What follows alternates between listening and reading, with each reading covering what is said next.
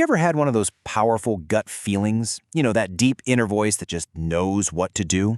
Well, we're going to dig into a really fascinating and honestly kind of weird question today. What if that intuition isn't really yours?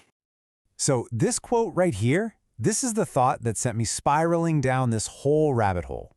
See, I've always been proud of my intuition, but this idea that my gut feelings might be influenced or maybe even totally manufactured by these trillions of tiny microbes living inside me, well, that changes things, doesn't it?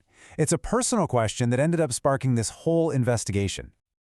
Okay, so let's really get into it. To figure out if our gut bacteria can actually pull the strings, we first got to understand the machinery they're working with. And it all starts with this concept that's become a huge buzzword lately. But trust me, the reality of it is way more incredible than you think. Just think about that scale for a second. We're talking about trillions of microbes. It's this bustling, super complex ecosystem inside of you that actually outnumbers your own human cells. Now, we know it's crucial for things like digestion and our immune system. But the real question is, how on earth does this inner world talk to your brain? And here it is. This is the key. The vagus nerve. You can literally think of it as a dedicated high-speed fiber optic cable that runs directly from your gut to your brain. It's the main highway that your microbiome uses to send signals up top, influencing everything from your mood and stress levels to maybe even your thoughts. And this, right here, this is the most important part to get. It's not a one-way street. Not at all. It is a constant, flowing conversation. You felt this before, right? When you get stressed out, you get butterflies or an upset stomach. That's your brain talking to your gut. But here's the wild part. Your gut bacteria produce over 90% of your body's serotonin. You know, that key neurotransmitter that regulates your mood? They send those chemical messages right back up to the brain. It's this powerful, continuous feedback loop. So, understanding the science is one thing, but seeing how this can really mess with you in real life? That's something else entirely.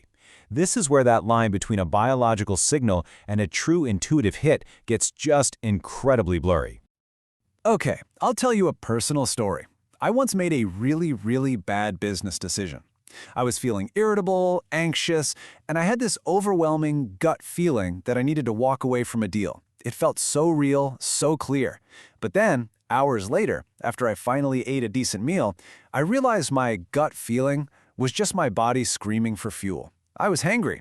I mistook a purely biological urge for some kind of deep insight.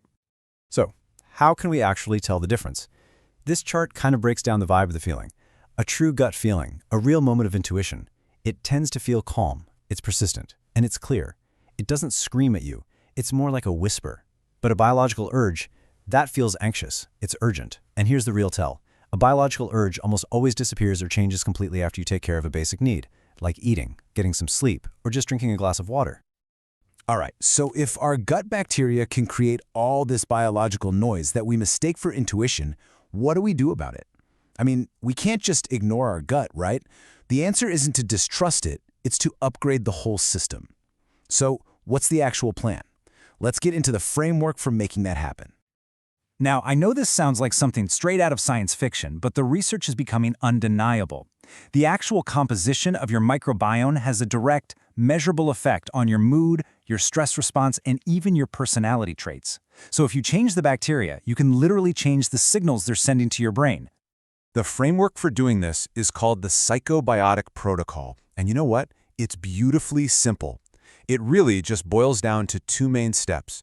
First, you've got to feed the good guys that are already in there to help them grow strong. And second, you need to actively bring in new allies. Diversify your internal team.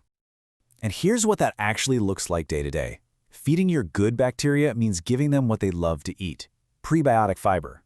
Your body can't digest it, but they can. They feast on it, and then they produce these amazing compounds that reduce inflammation and strengthen that gut-brain connection. That's why things like fruits, veggies, and whole grains are so important. Then, to add new allies, you bring in fermented foods. These are just packed with live probiotic cultures that basically reinforce your gut's population. It's not about being perfect, it's just about consistently looking after that inner world. So, let's bring this all the way back to where we started. We began by worrying that our bacteria were manipulating us. But with this new way of looking at it, we can totally reframe that whole relationship. And this is the most important thing to remember. This knowledge is not meant to make you paranoid about your intuition. It's about making your intuition more reliable. The real goal is to turn your gut from a source of confusing biological static into a finely tuned, trusted partner in making decisions. I mean, this quote just says it all, doesn't it? When your microbiome is happy and balanced, all those desperate, urgent signals for sugar or from stress just quiet down. The line isn't so blurry. And in that quiet, that biological calm, the subtle voice of your true intuition finally has a chance to come through loud and clear. And that's really what I want to leave you with. Just imagine not having to second-guess yourself, wondering if you're just hungry or stressed or if you're having a real moment of clarity. Think about the decisions you could make, the confidence you could have, if you knew your gut was a reliable, well-cared-for ally. I mean, what becomes possible then?